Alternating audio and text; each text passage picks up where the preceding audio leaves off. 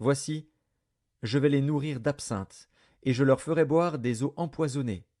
Car c'est par les prophètes de Jérusalem que l'impiété s'est répandue dans tout le pays. Ainsi parle l'Éternel des armées. N'écoutez pas les paroles des prophètes qui vous prophétisent. Ils vous entraînent à des choses de néant. Ils disent les visions de leur cœur, et non ce qui vient de la bouche de l'Éternel. Ils disent à ceux qui me méprisent, l'Éternel a dit, vous aurez la paix. Et ils disent à tous ceux qui suivent les penchants de leur cœur, il ne vous arrivera aucun mal. Qui donc a assisté au conseil de l'Éternel pour voir, pour écouter sa parole? Qui a prêté l'oreille à sa parole? Qui l'a entendu? Voici, la tempête de l'Éternel, la fureur éclate, l'orage se précipite, ils fond sur la tête des méchants. La colère de l'Éternel ne se calmera pas, jusqu'à ce qu'il ait accompli, exécuté les desseins de son cœur.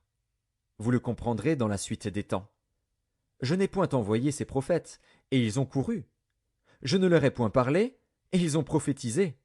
S'ils avaient assisté à mon conseil, ils auraient dû faire entendre mes paroles à mon peuple, et les faire revenir de leur mauvaise voie, de la méchanceté de leurs actions. Ne suis-je un Dieu que de près, dit l'Éternel, et ne suis-je pas aussi un Dieu de loin? Quelqu'un se tiendra-t-il dans un lieu caché, sans que je le voie? Dit l'Éternel. Ne remplis-je pas, moi, les cieux et la terre? Dit l'Éternel. J'ai entendu ce que disent les prophètes, qui prophétisent en mon nom le mensonge, disant, j'ai eu un songe, j'ai eu un songe. Jusque à quand ces prophètes veulent-ils prophétiser le mensonge, prophétiser la tromperie de leur cœur? Ils pensent faire oublier mon nom à mon peuple par les songes que chacun d'eux raconte à son prochain, comme leurs pères ont oublié mon nom pour Baal. Que le prophète qui a eu un songe raconte ce songe, et que celui qui a entendu ma parole rapporte fidèlement ma parole. Pourquoi mêler la paille au froment? Dit l'Éternel. Ma parole n'est-elle pas comme un feu, dit l'Éternel, et comme un marteau qui brise le roc? C'est pourquoi voici, dit l'Éternel, j'en veux aux prophètes qui se dérobent à mes paroles l'un à l'autre.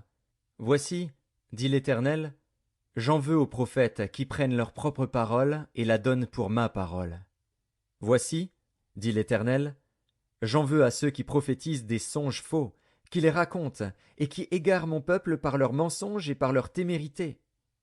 Je ne les ai point envoyés, je ne leur ai point donné d'ordre, et ils ne sont d'aucune utilité à ce peuple, dit l'Éternel.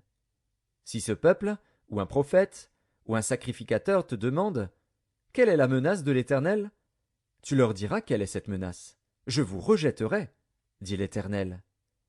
Et le prophète, le sacrificateur, ou celui du peuple qui dira, menace de l'Éternel, je le châtierai, lui et sa maison. Vous direz, chacun à son prochain, chacun à son frère. Qu'a répondu l'Éternel? Qu'a dit l'Éternel?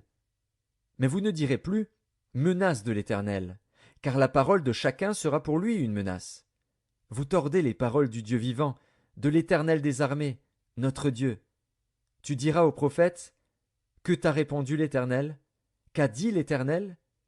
Et si vous dites encore, menace de l'Éternel, alors ainsi parle l'Éternel, parce que vous dites ce mot, menace de l'Éternel, quoique j'ai envoyé vers vous pour dire, vous ne direz pas, menace de l'Éternel? À cause de cela voici, je vous oublierai, et je vous rejetterai, vous et la ville que j'avais donnée à vous et à vos pères, je vous rejetterai loin de ma face. Je mettrai sur vous un opprobre éternel et une honte éternelle qui ne s'oublieront pas. Jérémie, chapitre 24.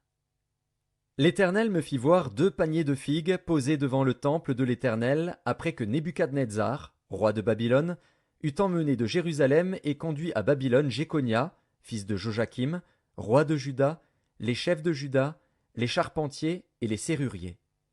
L'un des paniers contenait de très bonnes figues, comme les figues de la première récolte, et l'autre panier de très mauvaises figues, qu'on ne pouvait manger à cause de leur mauvaise qualité. L'Éternel me dit, que vois-tu, Jérémie? Je répondis, des figues.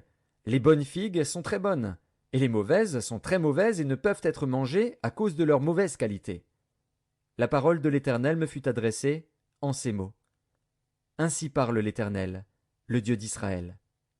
Comme tu distingues ces bonnes figues, ainsi je distinguerai pour leur être favorables, les captifs de Juda, que j'ai envoyés de ce lieu dans le pays des Chaldéens. Je les regarderai d'un œil favorable, et je les ramènerai dans ce pays.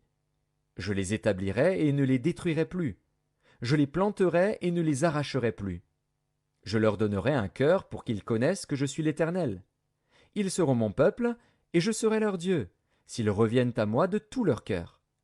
Et comme les mauvaises figues qui ne peuvent être mangées à cause de leur mauvaise qualité, dit l'Éternel, ainsi ferai-je devenir Sédécias, roi de Juda, ses chefs, et le reste de Jérusalem, ceux qui sont restés dans ce pays et ceux qui habitent dans le pays d'Égypte. Je les rendrai un objet d'effroi, de malheur, pour tous les royaumes de la terre, un sujet d'opprobre, de sarcasme, de raillerie et de malédiction, dans tous les lieux où je les chasserai. J'enverrai parmi eux l'épée, la famine et la peste, jusqu'à ce qu'ils aient disparu du pays que j'avais donné à eux et à leurs pères.